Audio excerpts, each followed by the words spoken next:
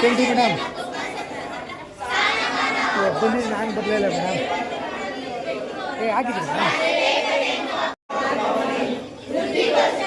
ಆಯಿತು ಮೇಡಮ್. ಇವಾಗ ಉದ್ಘಾಟನೆ ನೆರವೇರ್ತಾ ಇದೆ. ಉದ್ಘಾಟನೆಯಲ್ಲಿ ಭಾಗವಹಿಸಿರ್ತಕ್ಕಂತಹ ಅಧ್ಯಕ್ಷರು, ಉಪಾಧ್ಯಕ್ಷರು ಹಾಗೂ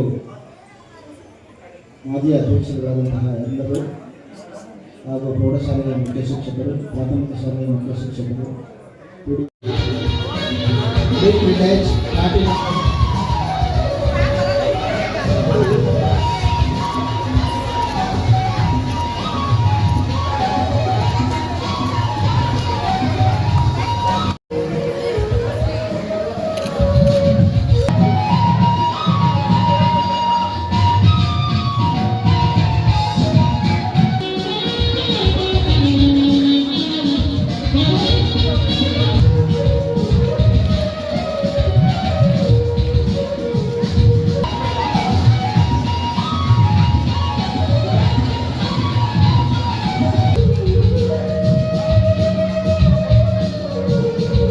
ಬಹುಮಾನಗಳನ್ನು ನೀಡಿದಂತಹ ಎಲ್ಲ ಹಿರಿಯರಿಗೆ ಹಾಗೂ ಸ್ವೀಕರಿಸಿದಂತಹ ಮಕ್ಕಳಿಗೆ ತುಂಬ ಹೃದಯದಲ್ಲಿ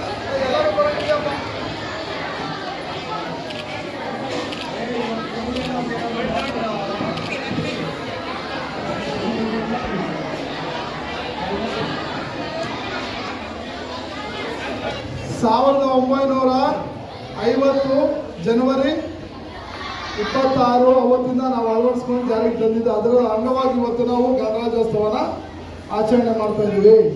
ನಮಗೆ ಸ್ವಾತಂತ್ರ್ಯ ಸಿಕ್ಕಿದ್ದೆ ಅವಾಗ ಅದ್ರ ಮಾತ್ರ ಜ್ಞಾಪಕ ಇಟ್ಕೊಂಡಿದ್ದೀನಿ, ಇದು ಮಾತ್ರ ಜ್ಞಾಪಕ ಇಟ್ಕೊಬೇಕಲ್ಲ.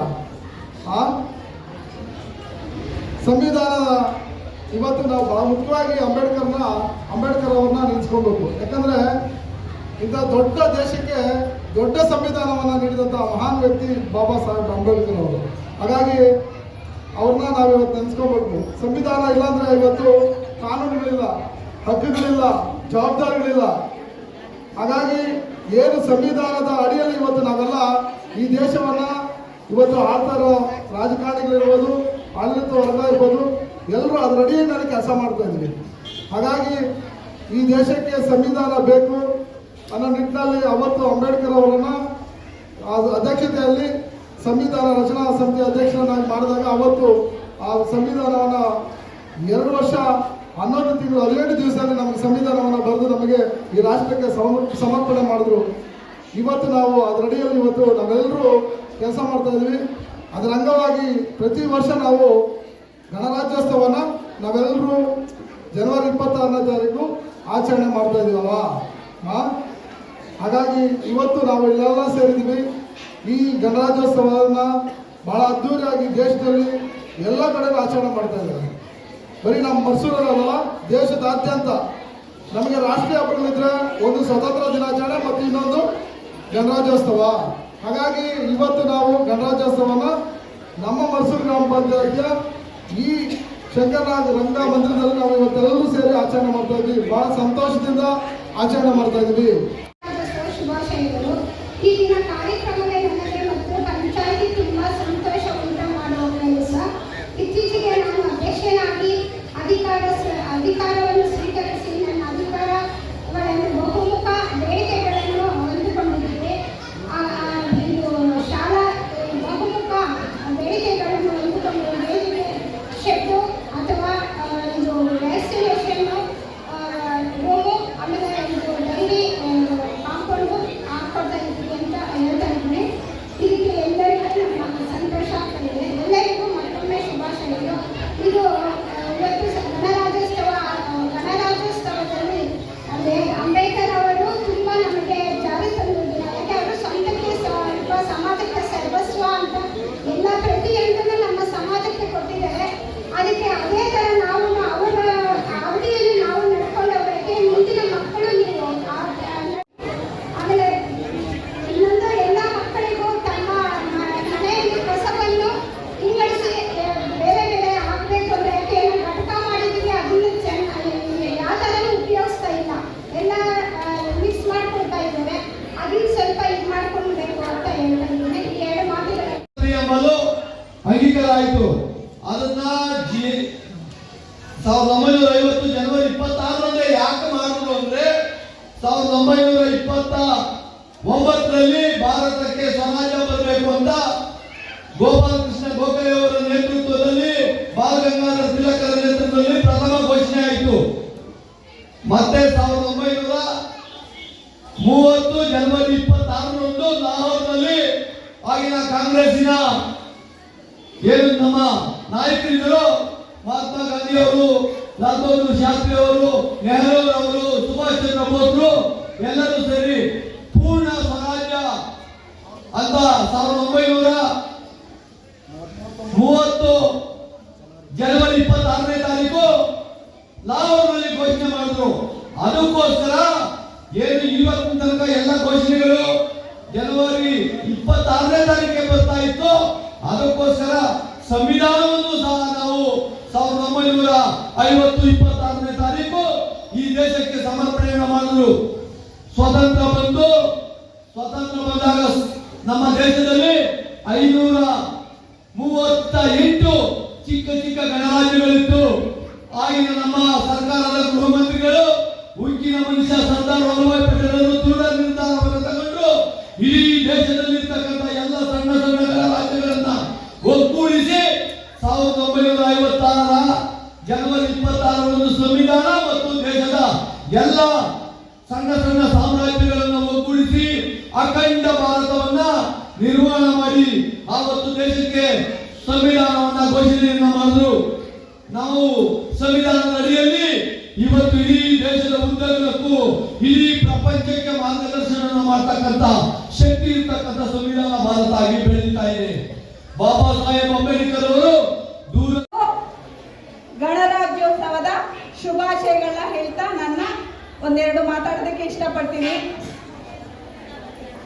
ನಮಗೆ ಈ ದಿನ ನಾವೇನು ಗಣರಾಜ್ಯೋತ್ಸವ ಅಂತ ಆಚರಣೆ ಮಾಡ್ತಾ ಇದ್ದೀವಿ, ಸಂವಿಧಾನ ಅಂತ ನಮ್ಮ ಜೀವನದಲ್ಲಿ ಅಳವಡಿಸ್ಕೊಂಡಿದ್ದೀವಿ.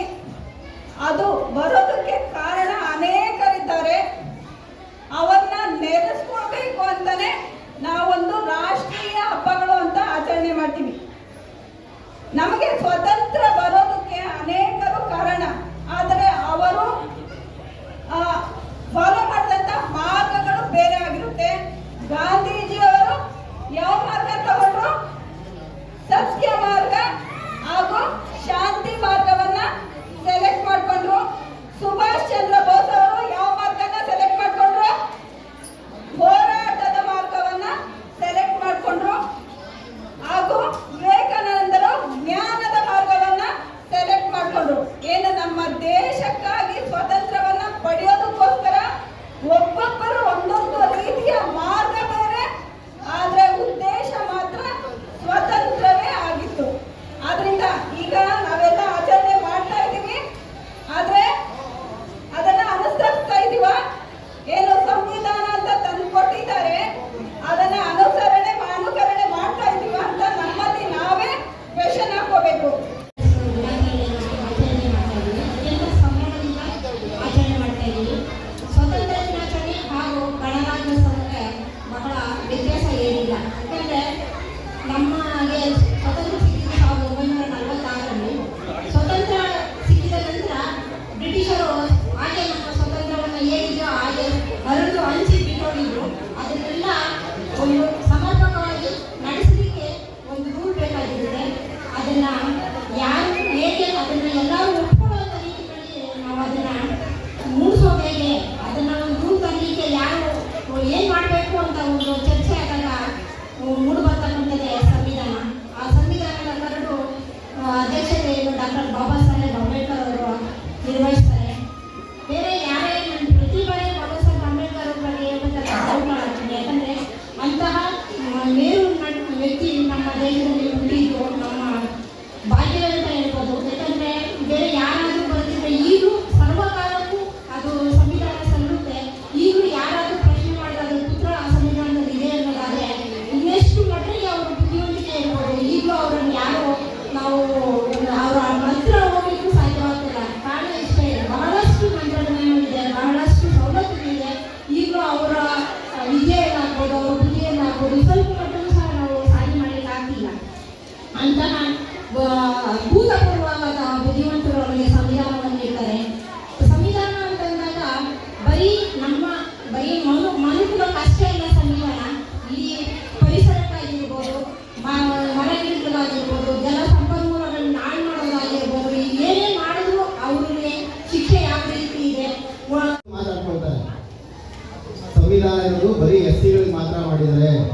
ಮೊನ್ನೆ ನಮ್ಮೂರಲ್ಲಿ ಯೋಗಿ ನಾರಾಯಣ ಅವರ ಒಂದು ಕಾರ್ಯಕ್ರಮ ಇತ್ತು. ಅದಾದ ನಂತರ ವೇಮನ ಅವರ ಜಯಂತಿ ಇತ್ತು. ಜಯಂತಿಯಲ್ಲಿ ಯಾರೋ ಮಾತಾಡ್ಕೊಳ್ತಾ ಇದ್ರು ನಮ್ಮ ಸ್ನೇಹಿತರು, ಬುದ್ಧಿವಂತರೇ, ಸಂವಿಧಾನ ಬಾಬಾ ಸಾಹೇಬರು ಅಂಬೇಡ್ಕರ್ ಬರೀ ಹೆಸರುಗಳು ಮಾತ್ರ ಬಂದಿದ್ದಾರಂತೆ ಅಂತ. ನಾನು ಅವ್ರಿಗೆ ಅಲ್ಲಿ ಹೇಳೋದಕ್ಕೆ ಅವಕಾಶ ಸಿಗಲಿಲ್ಲ. ಸಂವಿಧಾನದಲ್ಲಿ ಪ್ರಾಣಿ ಪಕ್ಷಿಗಳಿಗೆ ಎಲ್ಲ ಜನರಿಗೂ ಸಹ ಸಮಾನವಾದಂತಹ ಅವಕಾಶಗಳನ್ನು ಕಲ್ಪಿಸ್ಕೊಟ್ಟಿರ್ತಕ್ಕಂಥವ್ರು ಬಾಬಾ ಸಾಹೇಬರು.